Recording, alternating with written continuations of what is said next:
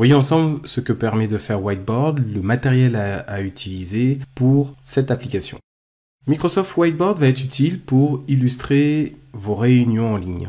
C'est l'application de Microsoft dédiée à cette activité. Et grâce à ces fonctionnalités collaboratives, on va pouvoir faire par exemple des brainstorming. C'est-à-dire plusieurs personnes vont pouvoir accéder à votre tableau blanc et éventuellement le modifier si vous leur avez donné les droits. Et ça va être aussi utile pour la planification de projet, la planification visuelle de projet. En fait, ce qu'on va faire avec Whiteboard, c'est la même chose que ce qu'on ferait avec un paperboard physique. On a la possibilité de faire toutes ces choses et on a même la possibilité, par exemple, d'ajouter des images d'Internet ou de son ordinateur. La question est donc de savoir quel matériel utiliser.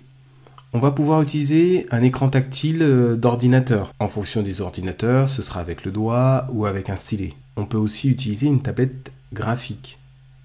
Donc grâce à cette tablette graphique, on va pouvoir dessiner sur cette tablette et ce sera transposé sur l'écran. Bien sûr, à condition d'avoir le ou les pilotes adéquats pour utiliser cette tablette graphique avec votre ordinateur. Et on va aussi pouvoir utiliser avec des tableaux blancs numériques. C'est-à-dire un tableau blanc physique où vous allez pouvoir dessiner.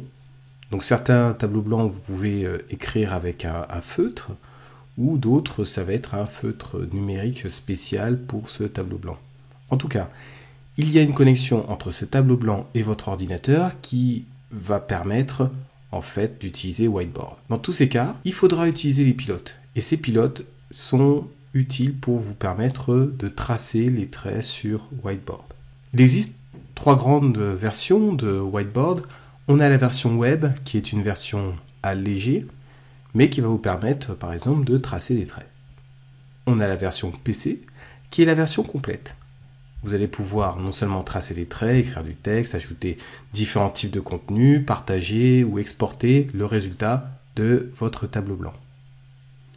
Et vous avez aussi une version iOS qui est aussi, dans ce cas-là, une version allégée disponible pour les utilisateurs Mac.